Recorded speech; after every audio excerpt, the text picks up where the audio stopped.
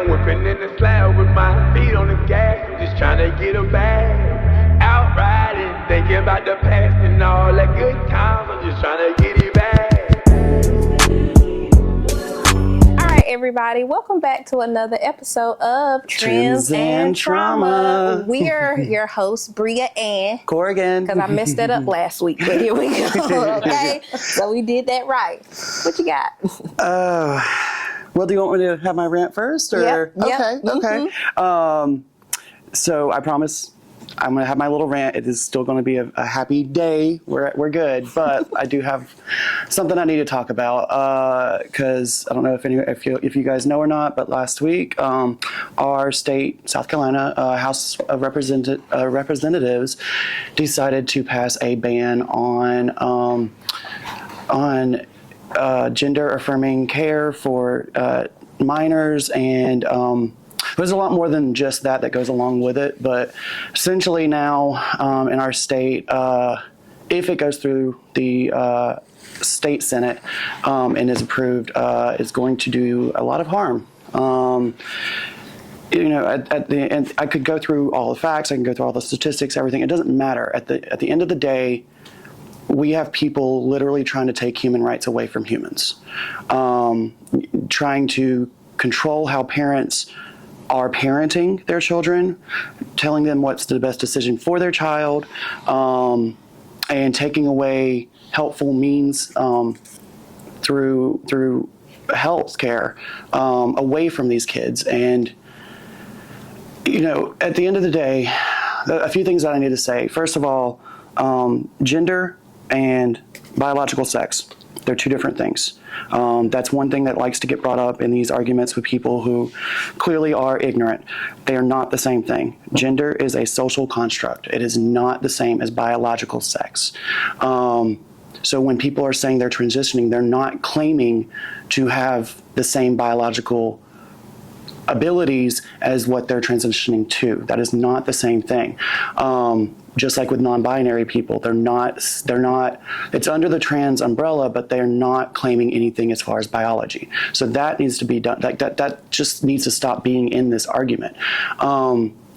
It's really, really unfortunate because all these people went down to the House of Representatives when this was all happening and gave their testimonies and gave their professional opinions and their professional advice and professional statistics and things like that. And these people just ignored them. They ignored them. And frankly, to me, it's because they're pandering, and they're pandering to religious people who also have it in their opinion that trans people are evil and trans people are going to ruin children and trans people are perverts, and it's not true. These are all opinions that are being pushed by politicians who really don't care, who are just trying to make a buck and just trying to get a vote. And I'm sorry, but the marginalized groups that they're aiming for and putting all of this these lies about, like they're pandering, and it's just another way to again make sure that they get the votes they want and can help, or not help, but push this narrative and push this way of life that it's not for everybody. And we're also in a government where separation of church and state. Why? Because of your views and your beliefs, do I have to change my way of life? Because of your opinions, your beliefs that are not based on facts. By definition, religion is not based on facts. It's based on beliefs.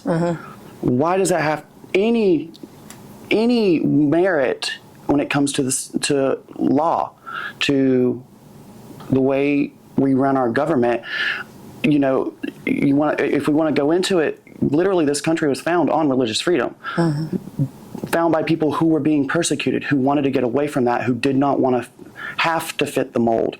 And it's coming back. I mean, and I'm sorry, but if you think that you're not next, if you're a part of a marginalized group and you're not next, you're foolish, because they will come after you next. So it hasn't been passed through state Senate yet, but what you can do is make your voice heard. You can call these people, you can leave emails, you can let them know that you, as the citizen, are upset with this, because I'm sorry, the government should be afraid of its people, not people afraid of its government. This is not right.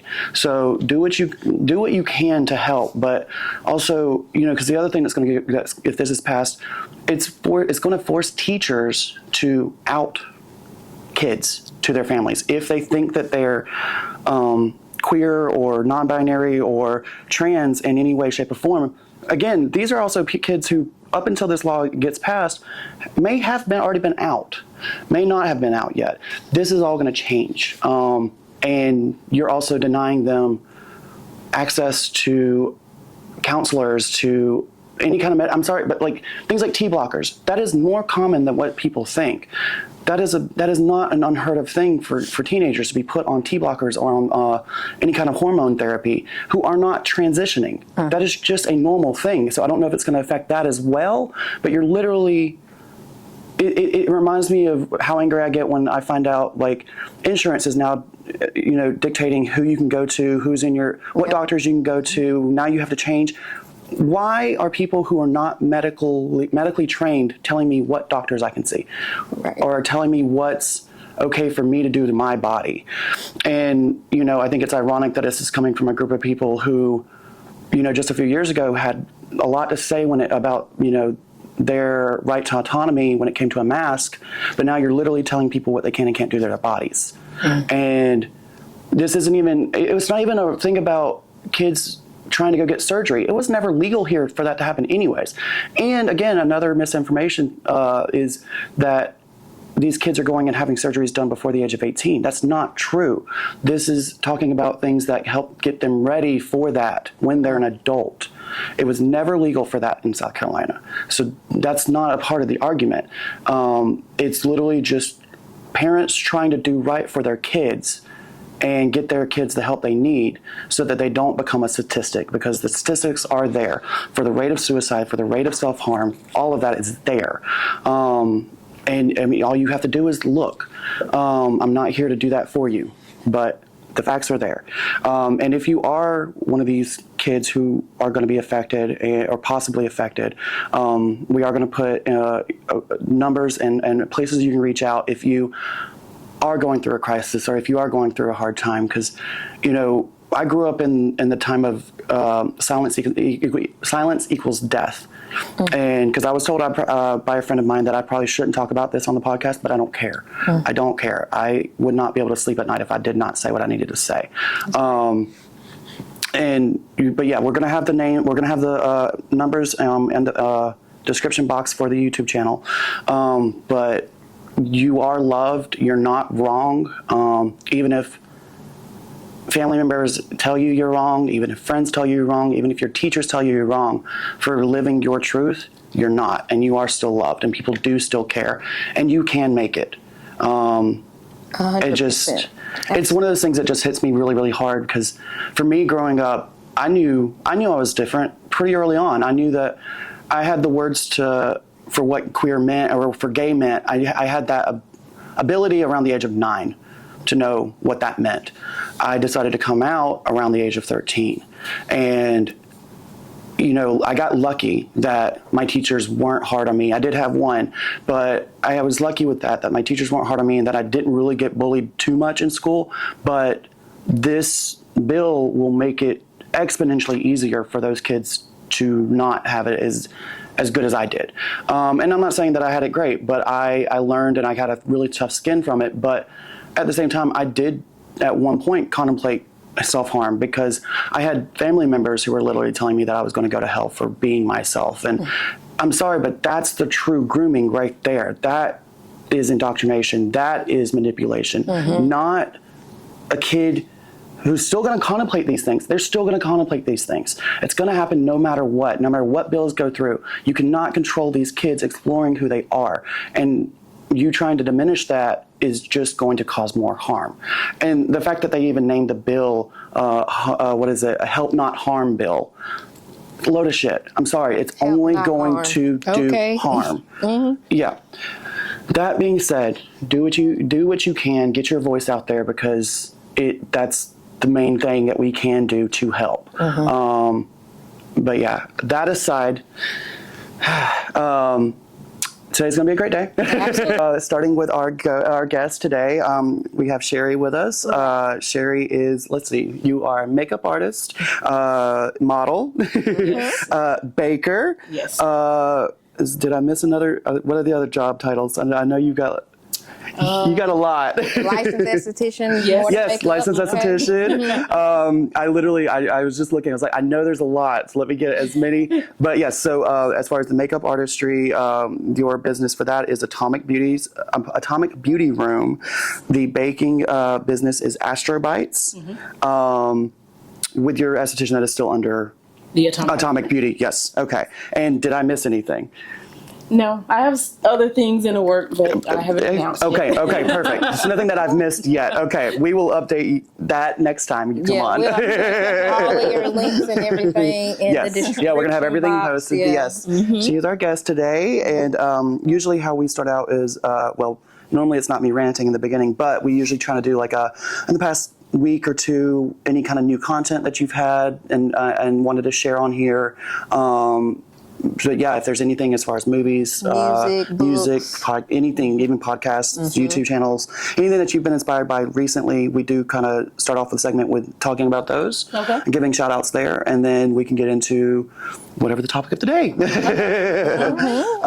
Do you want to go start or? Yeah, I had my rant. Started in makeup. Like, how did you get started? Why did you want to be an esthetician? Oh, well, my main focus is makeup artistry. And it really started probably about 13, 14 years ago. Okay. I was going through a medical crisis. I am a breast cancer survivor. And in my early years, I didn't care too much for makeup. My mom begged me to put on lipstick for my senior pictures in high school. Please do something. She's like, okay, Do just a something. little bit of color on it. And so when I go through cancer or treatment, I went through chemo, and of course I lost my hair, and I lost everything, including my eyebrows. Oh, wow. And this was in 2010 when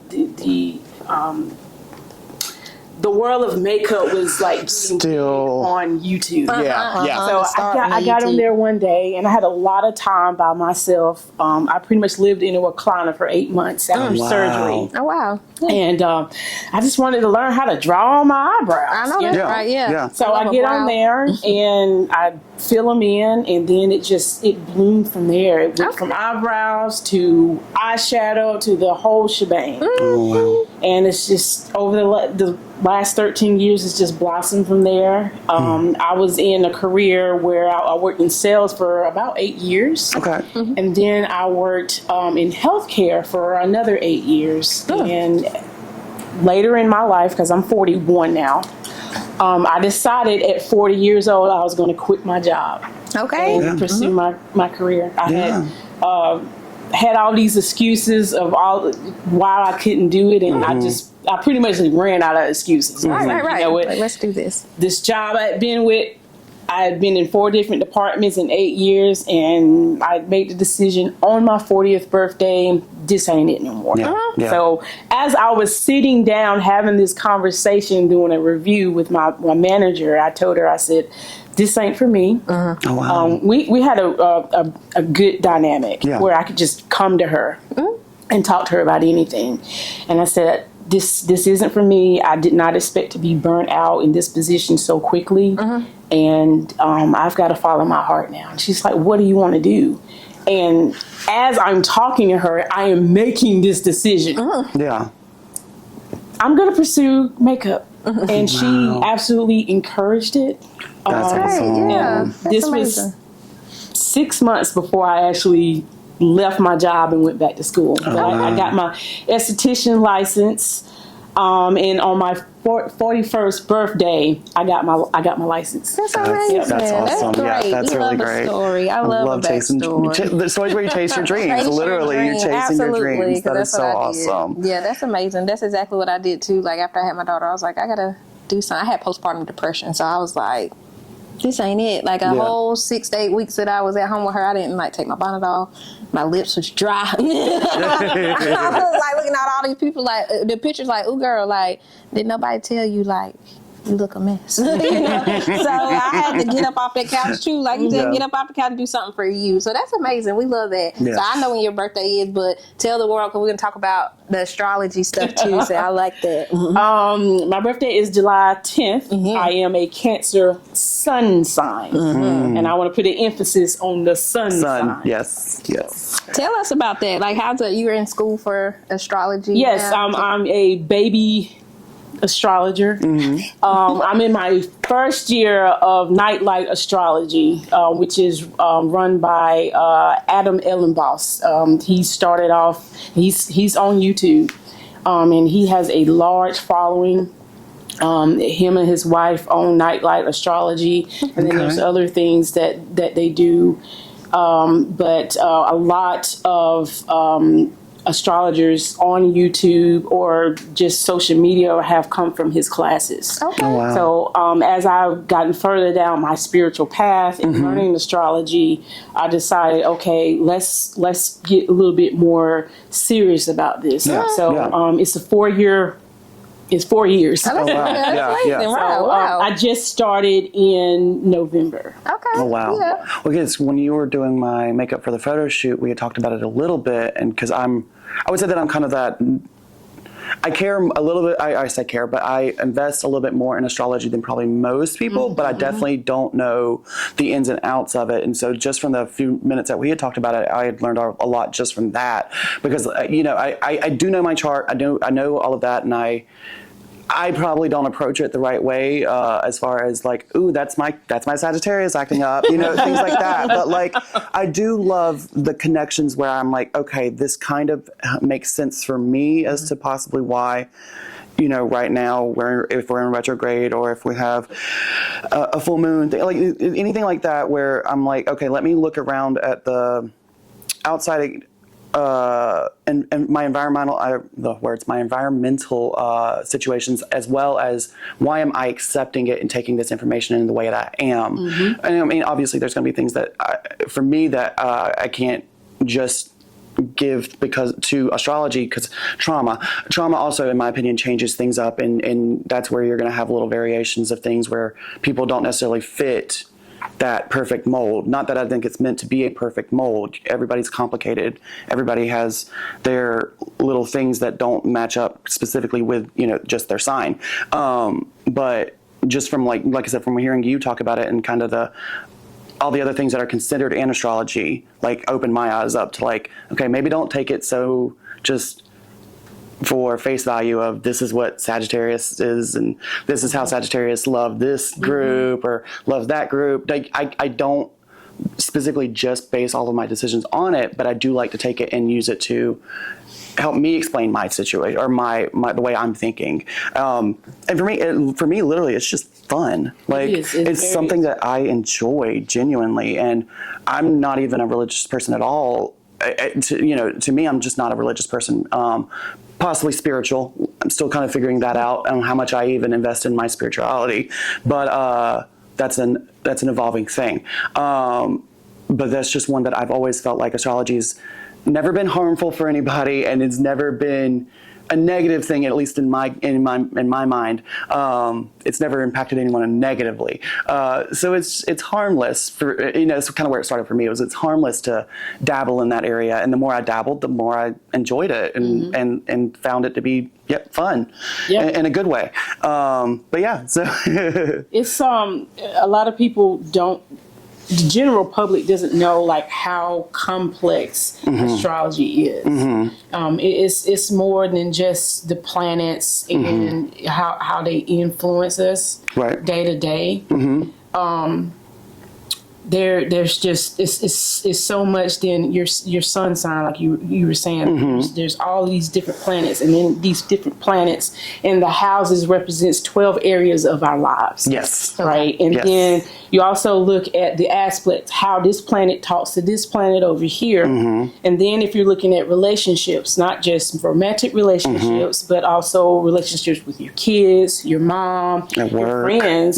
There's another layer of astrology called synastry, where you would take two charts and put it on top of each other. Right? And this is why you would perceive me a certain way, while you would perceive me a different way. Why you and I may not get along on this, or why you and I may not get along on that. Right. It's so much. Yes. Yeah. And then we also add another layer on top of it, because then there's transits. What's happening right now. Okay. Yeah, I like that. Yeah, because you, even though you know your chart, you obviously can't control the things around you, and you still have to react to things in a certain. Yeah. I like that. I like that a lot. Okay.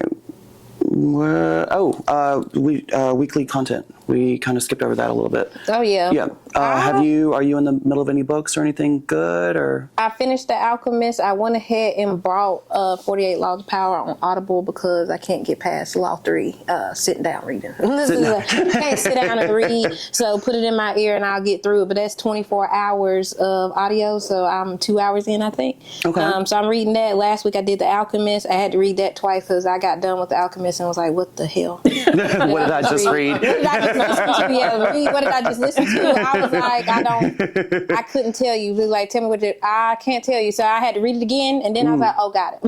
So like sometimes you got to read it again. So I read The Alchemist last week. New music. I was listening to 21 Savage. I've been in the gym this week. Last few weeks, but this week I've been trying to find gym music to keep me going besides pre-workout, because I'm like, and Story. And besides him. Besides him, I'm trying to find new music. So I was like, okay, 21 Savage dropped the album. I was trying to listen to that. It's pretty good, like gym music. All his songs on there, y'all gotta go listen. We'll put the album cover like over here, like over there. But all his music, at first when you first start listening to it, I was like, what? And then it started like, like it's different. So it's definitely different. Y'all go check it out and listen to it. You got any good music, any new music, any new books? Books, I process pretty slow. They know I do too. We've already talked about that. I'm a slow reader. Yeah, I'm a slow, because I want to soak it all in, and then I'll go back, and because I am studying. That's what I tend to do. Well, the book that I'm reading is it's an astrology book, but it's also a more spiritual book. Okay. Because my beliefs, and a lot of people that's in the community believe that astrology is a spiritual tool. That's what I use. I like that. Yeah. So the book I've been reading is Pluto: The Evolutionary Journey of the Soul. Okay. And it's by Jeffrey Wolf Green. Okay. And he has this take on planet Pluto, which is still a planet. Yes. I don't care what anybody says. Pluto is a planet. Where are they on that right now? Important planet. They've gone back and forth 3 or 4 times now since we were kids. Is it still a planet? Is it back to being a planet again? We'll get back to you on that. Sure. It's a planet. I'm sorry. It's a planet. The fact that they literally can't make up their mind, to me, it's a planet. Well, in this book, he believes that Pluto is represents the soul and the soul's journey. Okay. So it takes you through different areas of the astrology chart. Okay. Right. Okay. So then you have, like right now, big change that happened over the weekend for all of us. Okay. Not just for you personally, but for the entire world. Yeah. And specifically the United States, because the United States is going through what they call a Pluto return. So there's going to be a lot of changes that happens in the next 20 years for us. Okay. But it takes you through the different areas of the zodiac chart, and Pluto here represents this. And then depending on your houses, this is how your soul has moved and how it wants to move and grow. It's an incredible book. Yeah. It's super thick. It'll take you a while. Thick with 3 C's. Oh, yeah. As far as music, right now I am stuck on, and this has been out for a while, but Peter Gabriel's new album, which is called I.O. Okay. one of the songs on there I'm absolutely enthralled with, which is called Love Can Heal. Ooh. The whole album is a very healing album, but this song, it touches my soul. Oh, I love that. I love that. I think right now too, I think it's a good time to have some healing and some, especially with the way that everything is right now in the world. That's great. I love that. Did you have any other, are you big on TV? Not really. Yeah. I watched a lot of TV when I was a kid. It's kind of escapism for me. Yeah. So when my son is not with me, that TV gets turned on and I'm in the books. Got it. I love that. For me, as far as songs, I'm obsessed with the new Lil Nas single. I was going to talk about that mostly, but actually since that came out, because it's been a little over a week though. I've came across a woman. Her name is Kat Janice, Janice, and she has other music, but specifically the song that I want to shout out is "Dance You Out of My Head." I listened to that last night. It's so good. It's amazing. I like but the story behind it is it's powerful. So she is stage 4 cancer. It is terminal, and it's currently just battling for as much time as she has with her son. But the proceeds, she actually went in and changed the royalties for Dance You Out of My Head, and is basically creating a little nest egg for her son, and is trying to get him taken care of for when she goes. And it is heartbreaking. It is heartbreaking. But I love that she is taking control of the situation and is taking something out of it that she can share with her son and that her son will have after. And she's kind of solidifying that for her son. And so, yes, go anywhere you're listening to it on. All the proceeds, they're literally there to help her child. And the song's great. Like, it's not, that's the other thing. It happens to be a great song. Listen to all of her stuff though. And yeah, she's great. But her name again is Kat Janice. I hope it's not Janice. Spelling wise, I know. Hopefully, but it's Janice. So to me, that's Janice. but yes. So yeah, she's the song for the week. As far as movies, I knocked another one off of the Ghibli Studio Ghibli list. This past one was Tales from Earthsea. It's from 2006. It's actually it was good, but hilariously it had Cheech Marin in it. Willem Dafoe did a great job. Like it was a great movie. So check that one out. And then as far as since last podcast, I actually got to go to a ballet. It was at the Peace Center here in Greenville, but it was a little different. It was so the name is the actual troupe is Les Ballets Trocadero de Monte Carlo, and so sorry for butchering that, but basically it is it's a comedy troupe, and it's in an all-male cast, male and probably theys as well, but male presenting cast, and they're in drag, so it's a drag ballet show. And like I said, it's a comedy. They actually take classic ballet songs and give it a little fun punch, and have little jokes in there, and it was a great time. I had so much fun. But yeah, so check them out. Actually, if anyone who watches RuPaul's Drag Race, Brooklyn Heights, she was in that troupe. They've been touring since the 70s, and obviously they changed members out and all that. But yeah, she was there in that troupe for a while, and yeah, so much talent, such a good time. Had a lot of fun with that. And as far as books, I finally finished The Outsider, which was in the the Stephen King, but it's in the I cannot think of her name, the Holly Gibney series. So I'm now on the second book of that, which is If It Bleeds. So yeah, I will probably be in that for the next month or so. Again, slow reader, but that's okay. And then yeah, so after that, the only thing I have after that is the actual book Holly out of that series, and then I'm going to move on to something else. Haven't decided what yet. But yeah. Pause so I can change the battery out. Yes, we are checking the camera, making sure that we don't have the same hiccup as last time. That part, because I tell you what, you fooled me once, fast back on. Okay, trial and error. Because this camera is supposed to be kind of for like behind the scenes bloopers or anything like that, and it's also for the shorts, because YouTube likes widescreen, shorts likes whatever screen that is, landscape. I did that backwards. Portrait, landscape. So yes, we have to now have 3 forms of video. Yeah, just in case. Just in case. Like I and said. even then, it still took 2 days late. Yeah, it did. Well, but the audio was good. That's all that mattered. That's The all that audio was matters. great. So you podcasters who just listened to the audio Right. did not have any hiccups. Right. You on YouTube, it took us a little bit longer this last week. Yeah, if you want to fight YouTube, just say that. But, I'm just kidding. But, Final Cut Pro and YouTube, if you want to catch your hands any day, you can. But, you tried me this week. But we ain't going to do no more K because we recording. But back to Sherry, I wanted to go over more astrology stuff. We was talking about the houses and stuff. Because Corrigan put me on to even reading my chart and was like, what time were you born? I was like, oh, yeah. Let me ask my mother. I don't know. Very, very important. I've had people on different social media platforms kind of slide in my DMs and ask me about this and that. And I was like, I can kind of help you along the way, but that birth time is, it is it. You have to know your birth time, because what it is it is where all the planets were when you were born. Yes. And the biggest one is what sign was rising in the east as you was born, because that's going to be your rising sign. Okay. So a lot of people does the sun sign astrology. Oh, I'm a Cancer because I was born in July. Right. Mm-hmm. That's Okay. me. that is That's tiny. the tip of the iceberg. Right. Okay, yeah. The teeny, tippy top of the iceberg.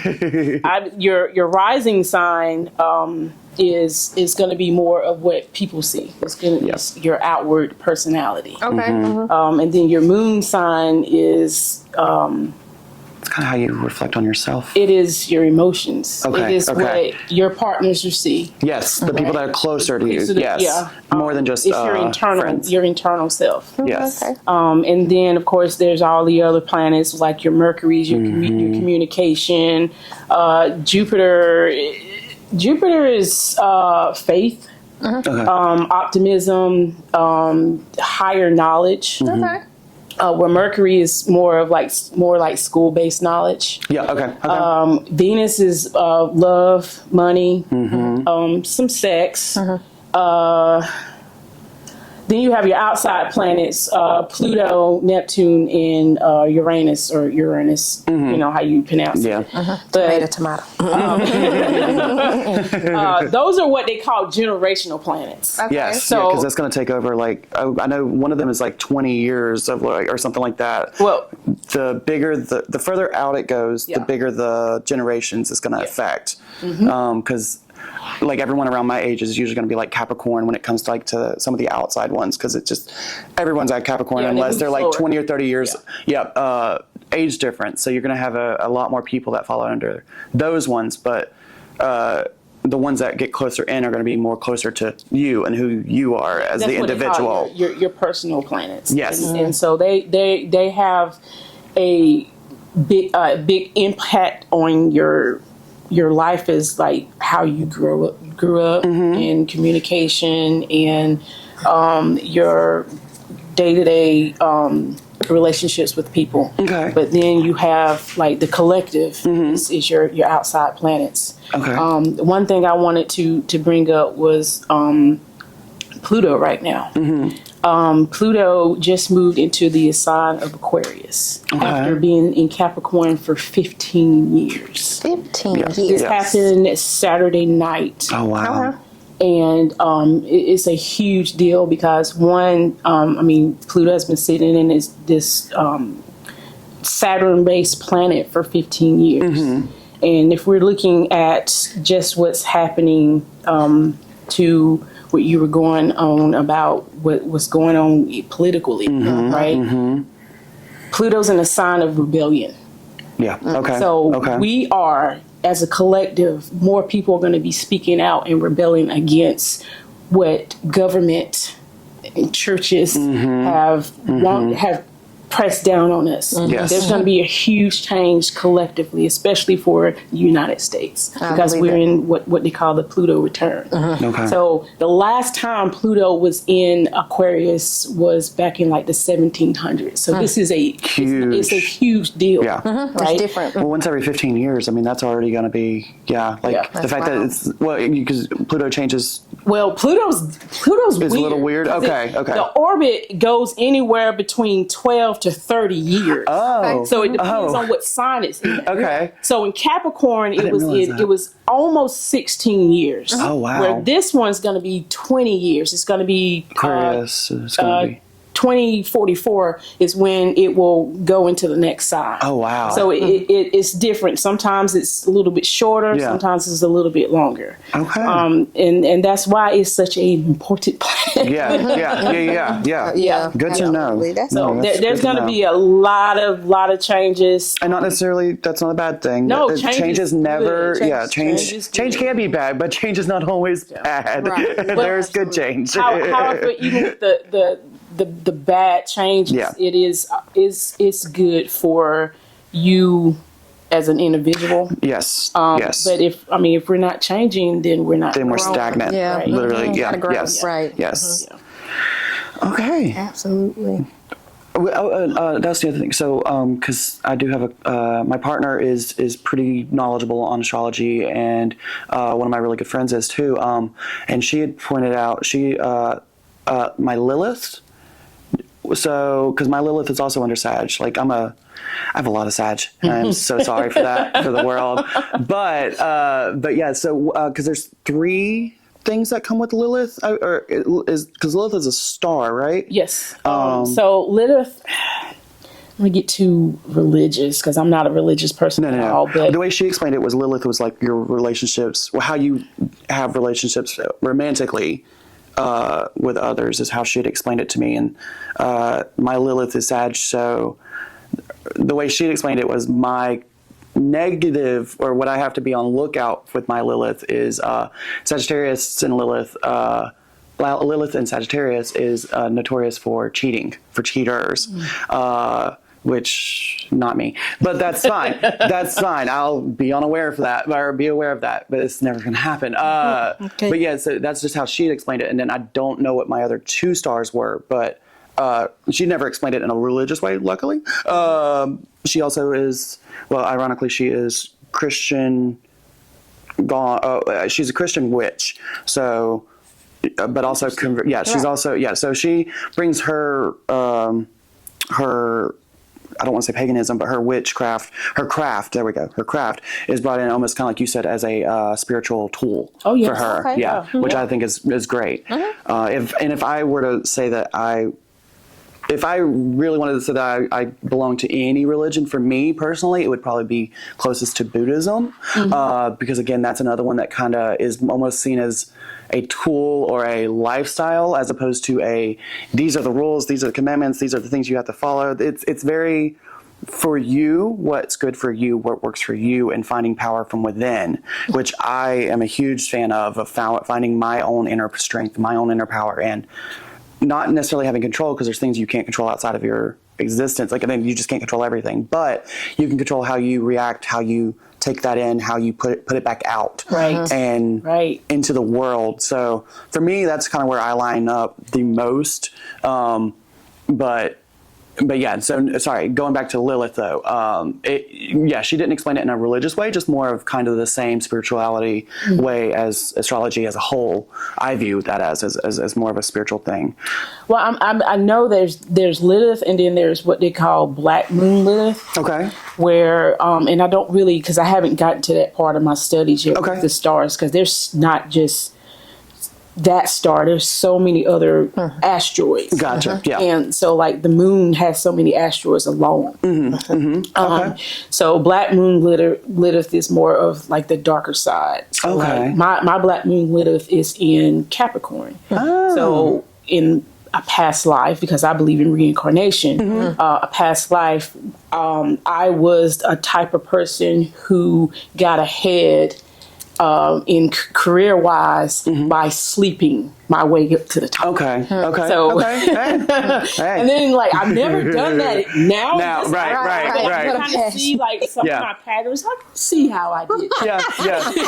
Yeah. I get that. Well, and now, since we're releasing a little bit of tea about ourselves a little bit. Now, I will say, so I've never cheated, but I have been the incubus I can't think of the word specifically. It might be that, but don't quote me. But I have been the person who was also lied to and thought that it was an open relationship. So I have been used as by a cheater, but I was also being lied to. But yeah, so that has happened, and I did have my hoe days. 100% did. And me and the boys, me and my two partners have talked about it. You know, and if we ever were to not work out, not saying that we're in a bad situation, nothing like that. There's just, we like to play the crazy what ifs. I would just straight up be a hoe, like, for the rest of my days. Like, that's it. Like, monogamy is not easy for me. I'm not even in a monogamous relationship, but polygamy relationships are hard for me because I'm a lot for people. Since I was probably about 16, I had considered polygamy or polyamory. Jesus, not polygamy, polyamory. Polyamory. I am not a TLC special. I'm not. Polyamory, because I've always thought that I was too intense of a personality for just one person. Too crazy. I'm too crazy for one person. And I still believe that to this day. I feel like I need to be kind of like emotionally distributed across a few people because just one person taking all of that from me is too much. And that's just something I've been aware of, like I said, since I was about 15, 16 years old, and I didn't even know what polyamory was at the time. I was just expressing myself through, at the time, art and poetry. And then you go back and look at my poetry, and it's like, I was questioning it then. And I have a book a notebook that I've kept with me now for 18 years, and it was my outlet for a lot of emotions during high school and middle school, and when those hormones are taking over and making you crazy, and I go, like I said, I like to go back to it and look at it every once in a while and kind of see. It's kind of like a love letter from myself in my teen years, and when I was going through a lot of pain and a lot of just, not all just pain, but a lot of emotions in general, and it's fun going back and looking with everything I've learned now since then and the wisdom I've grown since then. Because it's just interesting. But what I also am just kind of thinking about too with astrology, bringing it back to that. Growing up, like I was on my mom's side, I was definitely brought up to be Southern Baptist. They really tried to put that on me. They really You tried it. Like, you get a prize if you go to church with me this weekend, kind of thing. Like, they really tried to bribe me into it. But on my father's side, so I'm extremely white passing, but we actually have a lot of Native American on both sides of my family, especially on my dad's side. And my dad, if you looked at him, you would see the Native American, and you would see that very obvious. But I'm extremely white passing, so I don't really talk about it a lot. And but with him, growing up with him, he actually taught me more about Native American spirituality and looking at the power from the planet, from Earth, and looking at the energy that comes from Earth and everything that we should be grateful for, and and giving thanks for those spirits and for those energies. And to me, astrology is just doing that, but looking outside of the planet and looking at the planets and looking at the systems and looking at the energy that's out there and making as much sense of that energy as possible, and giving thanks for everything that you're given.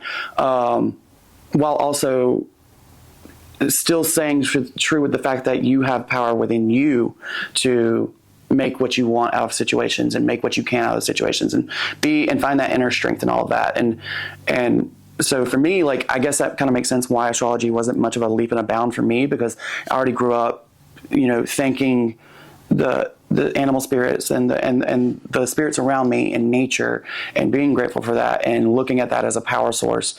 Because I do think it is interesting that so many people are willing to look outside of our world for powers and for meanings and for questions, but they don't ever actually ask they don't gear that point of view towards our own planet and looking at the potential of, why is it so much of a stretch to say that energy is coming from the planet itself? Why does it have to be coming from an outside source? Kind of thing. And that's kind of, to me, where astrology kind of has that same, you're looking at physical things that exist and saying that there could be powers that come from that. That to me makes more sense than something that's invisible that I can't see. But that's just me. So I guess that for me, like I said, is why it wasn't a hard stretch for me to jump on to the appreciating astrology for what it is, or for what it does for me. But yeah, I just thought about that. It kind of made sense though, given that I was raised spiritual. Yeah. One of the only things I'll take from my dad that I actually appreciate was that. that's set aside all the trauma and everything that was caused. That was the one good thing that I did take from him was learning to be spiritual from an early age, and not committing myself to laws and doctrines of someone else's book, someone else's interpretation of that book, and someone else's saying that this is the one and only way and I know all the answers. As soon as you tell me you know all the answers, I am done. Because, not to quote Kanye, but you ain't got all the answers. You ain't got all the answers, Trey. Okay. I came from a spiritual or from a religious background.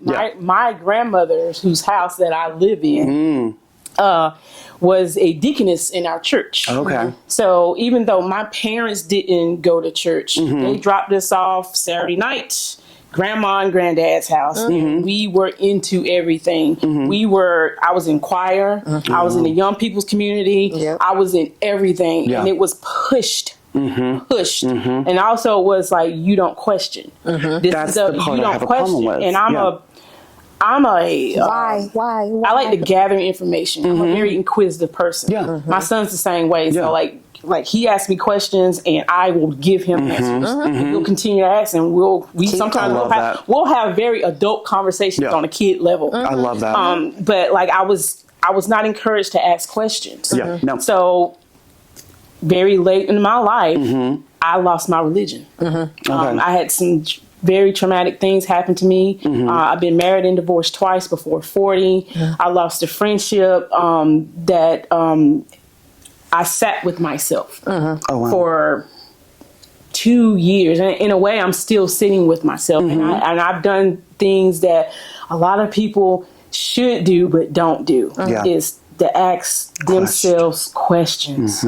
Why is this happening to me? Why am I like this? Right? And then you look and it's like, oh, well, it's me. That's what I came to. It's me. Maybe I didn't cause this situation, but because I felt a certain way about myself at the time due to whatever reason in my past, I allowed this to happen to me. So then that's where I just started digging.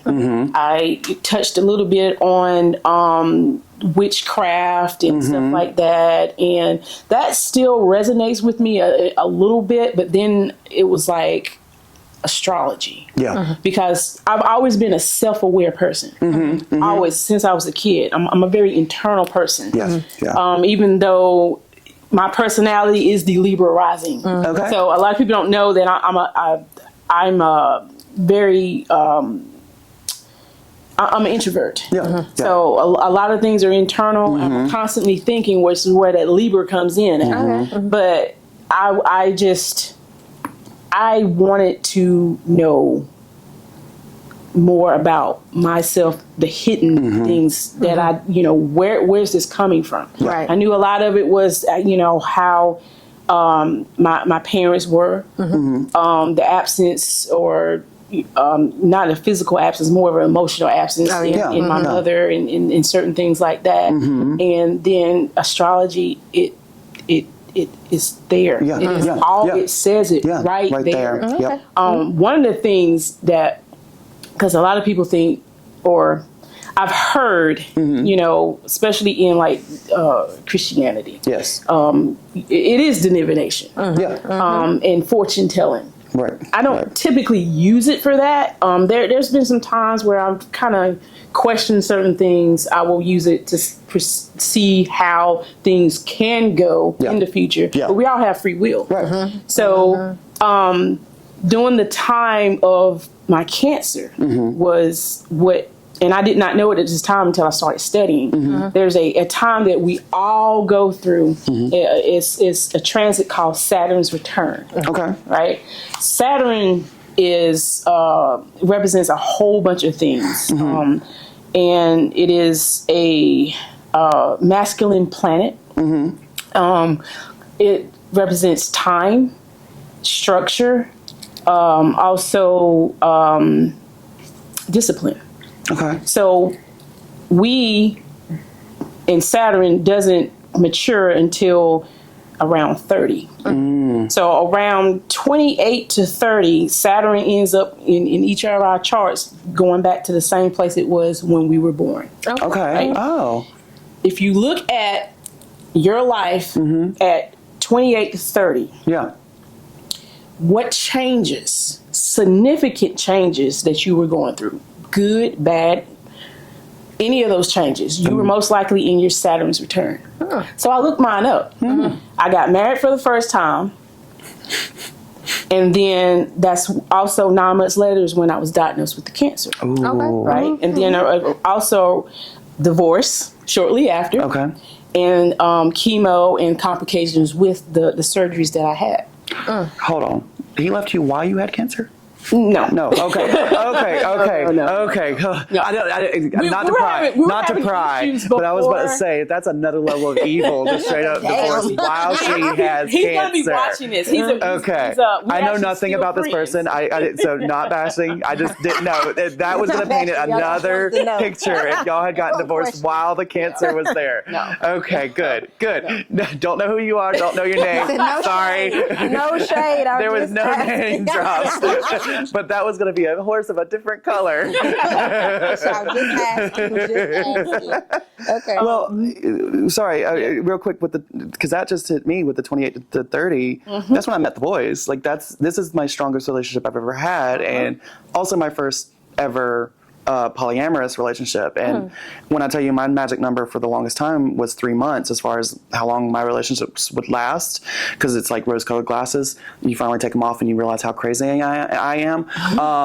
And you don't want to come back for more, and that's fine. But for the longest time, 3 months was always like, it was 3 months and then we're good. And now we're going 5 years strong.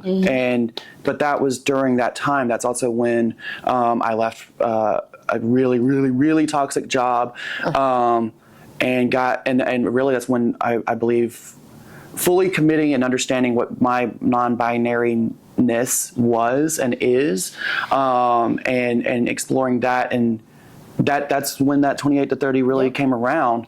I can't remember what my Saturn is off the top of my head, probably Capricorn. Just because I have 6 Capricorn in my chart. That's the only reason why I'm guessing that, but I have to go back and look. Do you know what house your Capricorn's in? Oh, God. Not without my phone. Yeah, I had to get that chart out. Off the top of my head, what Sagittarius is, but... Funny story with that, too. So, Mom's an addict, and Mom has given me... Trying to figure out my chart was a bitch and a half. It took about 2 years to really get my chart because, again, Mom, who was an addict, didn't really remember exactly when I was born. She knew it was 4 o'clock. And then when I tell you that the question was, okay, so 4 o'clock, was it daytime or not, or was it PM or AM? I'm not sure. Well, was it daytime or was it nighttime? Daytime. Okay. So hopefully, well, and and looking at my chart and everything does seem to fit, but there's still that slight thing of like, I could have like imposter syndrome where I have a chart for the wrong person because I have the wrong time. Because in South Carolina's birth certificates for some reason do not put the time on it. Your short form doesn't. They only But the long form, if you go down to the health department, it will be on the long form. Will have your birth time. Because when I tell you I have 4 versions of my birth certificates because I did it online, I didn't go in person, but I have ordered 2 short forms and 2 long forms, and they all were the same. They were all the same exact paperwork, and none of them had it on there. And these are big pieces of paper. Yeah. So when I hear short form, like I'm thinking it's going to be something like this. These boys are big. And they don't have the time. I don't know why. So, but I also haven't done it in person. Yeah. So maybe that's what it is. I would consider going down in person to make sure, because like I said, I've now for about 3 or 4 years have been convinced that this is definitely my chart. It does fit, but it would be really funny to find out, and I'll keep you guys posted if I do get my actual time of date and have to change my chart. It's going to be funny because right now I know my top 3, my big 3s. My sun is Sagittarius. My moon is either Taurus or Leo. But those are the 2. It's sun and my ascending are the 2 that I get backwards. But either way, it's those 3. It's those big 3, which means I'm a fire sign who's extremely hard-headed, which is true. It's facts. I am extremely hard-headed and there's, like I said, everything in there that seems to fit me, but I still have that little itch in the back of my head of like, you could be looking at someone else's chart and not your own. So I do need to do that. Throw in a wrench in there for you because there's so many different ways to look at the chart. Yeah. Where you've got whole sign, you've got Placidus, equal houses, but then this is all Western based. Then you have what the Indians use, which is Vedic astrology or sidereal astrology. Excuse me. So like in that, basically it is a different way of looking at the planets, but it's all going to say the same, just in a different type of language. Okay. It's like language. Yeah. Astrology is a language. Yeah. So it's like where I'm a Cancer sun sign, when you look at Eastern-based astrology, they move it back. I'm actually a Gemini.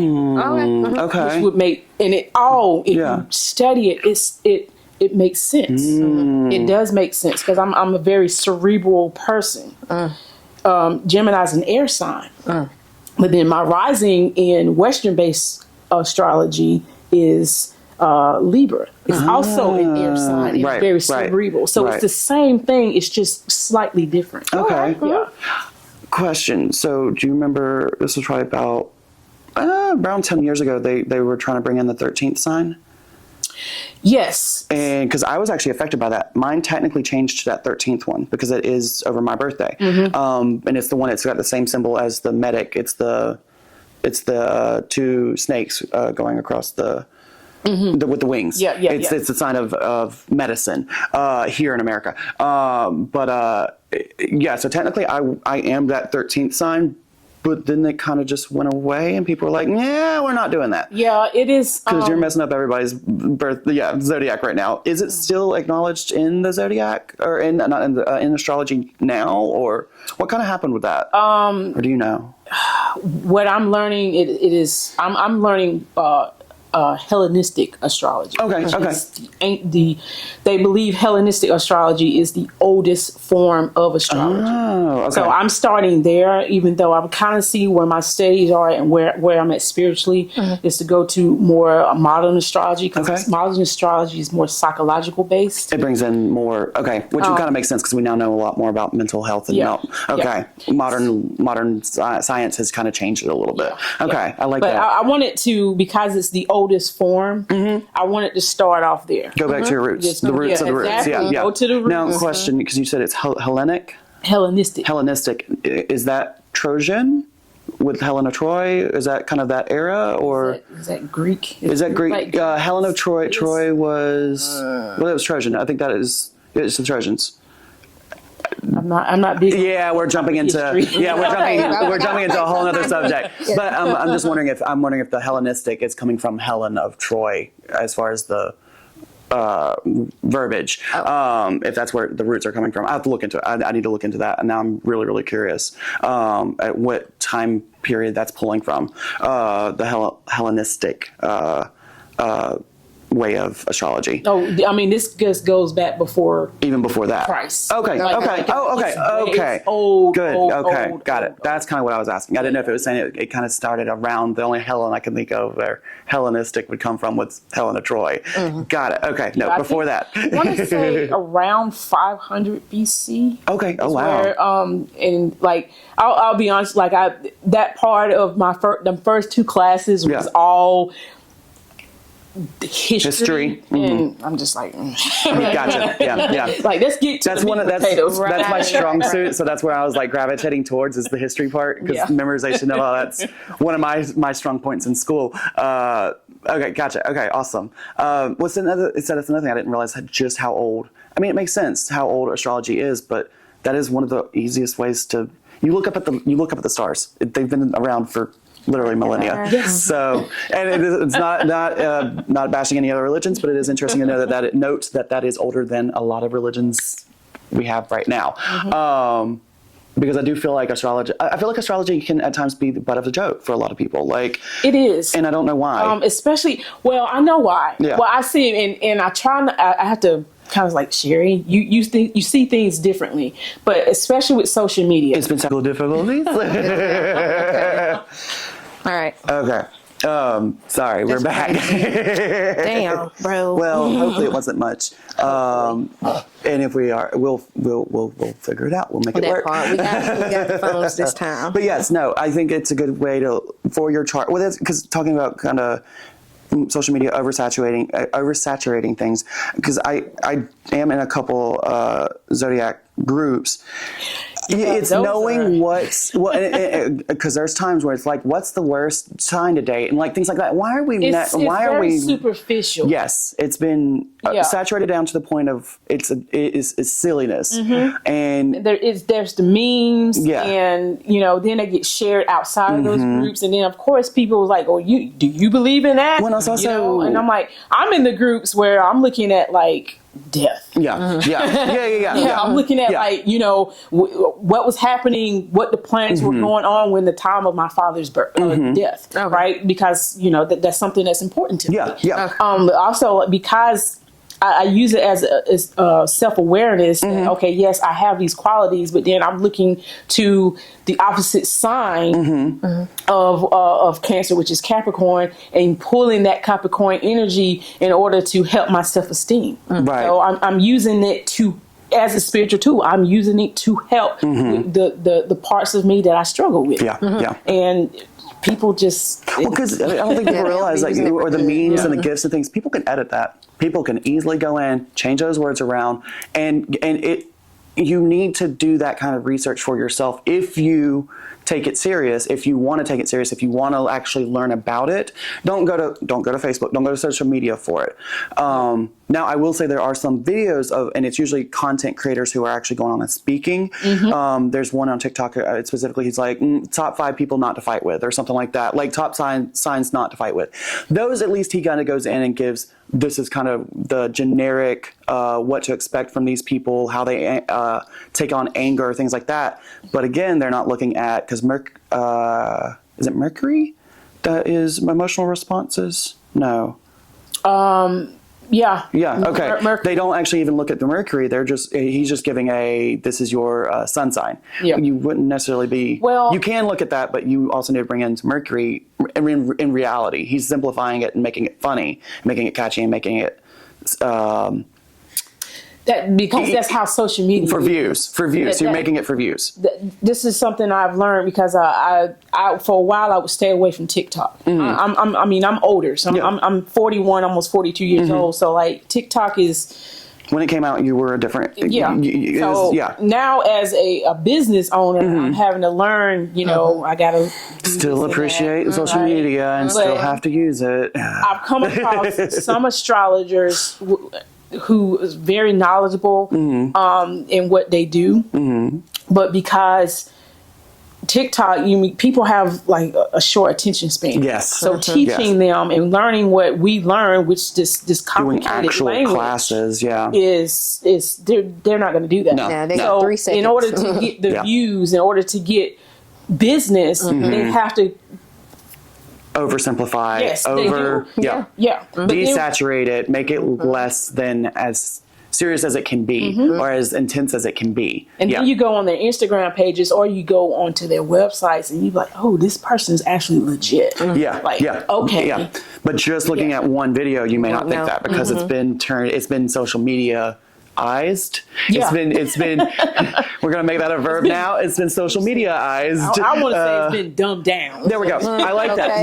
Watered down. Yes, 100% though. Yeah, it's been the meaning of it has been really, really, really, really simplified to the point of it's barely anything to take with you. You should not take that as face value. You should do your own research when it comes to things like that. Right. In general, do your due diligence. Say it a lot, still can't say it though. But yeah, do we have any? Where are we at time-wise? Hour 5. Hey, we hit that hour mark. Yeah, we did. We there. I'm kind of surprised that we've only had the one time where we hit about 90 minutes. The very first one? The first one, yeah. We've been... still trying to... I thought we were going to be... everything. I thought we were going to kind of be on a regular more towards the hour and a half mark. Really? I talk a lot. But we've been figuring out that it's been about an hour. It's been kind of our regular... I think our hours time slots. Yeah. Do you have anything you want to add before we cut for the day. Cut the camera, dead ass. I want to thank y'all for inviting me in. Absolutely. And taking me out of my comfort zone. Yeah. I like I say, I'm an introvert, and with my new career and where I'm at spiritually, just pushing myself to do things that I haven't done before. I am sweating. You did a great job. Can't tell you nothing. You did great. You did a great job. We appreciate you taking the time to take a little time for us. And I mean, just to add on, because I've only hung out with you probably a couple times here and there, but knowing just from when you did my makeup and hearing a little bit about how much you've grown recently and how much you've changed in your life and kind of taken the reins on your life, like, it's inspiring. And I think perfect for the podcast because you have such a great story and you have so much that has recently changed even. And still changing. Yeah, it's still we're all evolving, and it's still important to, never stop changing and evolving and bettering yourself. And, but yeah, I mean, just hearing a little bit before today about what you have changed and done with your life, like, I love that. I think it's awesome, and I think a lot of people can learn from that. Well, and it's funny you said introvert. I like to say that I'm an introvert until there's a paycheck. When there's a paycheck, all of a sudden I can turn it on. But me too. Seeing me, knowing me, and seeing how I dress, seeing how I act. You wouldn't think that I'm a shy person. I'm extremely shy. Like, it takes a long time to get to know me. I'm definitely an onion. There's definitely walls. There's definitely barriers. And I let things out as I want to. And I decide when I let things out over time. And I've gotten that trust with you, and I've gotten that established to where I will let more and more things. And that right there, I didn't really realize until this past year because, having new hires, like, I really don't open up. Like, I'm here, I'm nice, but like, until you approach me and until we sniff each other. I'm definitely I sniff people out. Like, I like to get an idea of who you are before I approach you. Let's be honest, I don't approach anybody, but before we are somehow approaching has happened, which is how I end up with awkward friends who we never approach each other. We just gotta sit back and just have our little corners. It's going back to astrology, it's really interesting to go back and look at my own astrology and see where the things line up to explain why I'm an introverted extrovert. It's something that's complicated. Ambivert. Ambivert? Yeah. You kind of... Ambivert is, I think that's the word. I may not be pronouncing it the right way, but that's what it is. It's like it depends on the situation. You do what you need to do in that situation. You're able to blend in and be and turn it on when you need to turn it on. When I'm at home, I'm the life of the party. Gotcha. Like, when I'm at home, like, who is this person? I caught myself. My son was gone. And I was just dancing and just being my weird self. And I'm observing myself. And I'm just like, this is how you really are. I'm still trying to let that weirdo out when my fiancés are home. Because it's only when they're not at home when that really comes out. I'm a loud person at home. When I'm by myself. Only by myself. And also I'm on my journey about mental health and all that, because I really do need to be, I need to be tested. And I know that about myself, but I am a naturally at home quiet person. I'm very quiet. And even with my clients, like, I can make it to where it's just me and my clients in the little bubble I've provided. And I do that for the ones who need it versus the ones who like to be a part of the group and part of the whole shop. We can open it up and we can bring it out and we can make it loud when it needs to. But as far as my personal natural level of volume is not high unless I'm by myself and comfortable. And the fact that I haven't been able to get that even with my fiancés quite yet says a lot about me. Those layers, they really are there. Those onion layers are thick. But yeah, it's really neat to, again, look at you as the individual by yourself versus in a scenario with other people versus a scenario with people versus a scenario with people that are complete strangers. Because if it's a room full of strangers, I'm going to be over there in the corner hiding out, not making a scene, not trying to be seen, but in the loudest clothes possible, which makes no sense. Yeah, that's me. That is so me. I can't help it because I'm still happy with me enough to wear what the hell I want to wear and look however the hell I want to look. But don't touch me. Don't talk to me. Leave me alone. I'm going to be over there. even compliments. I'm like, oh, thank you. Like, going out and looking bizarre, I don't realize I look bizarre. So when I have strangers approach me because I look bizarre, I clam up and I'm nervous as hell. Mm-hmm. But at the same time, I know that my looks can also just, by existing, can make people nervous as hell. Yeah. It's a weird dichotomy that is just bizarre. All of that being said, thank you so much, because we really could probably sit here and talk about Zodiac and and how we take and do and all that for hours. But I'm not going to rant anymore. But yeah, that being said, we've also been meeting to put the dates in our thing, in our podcast every time.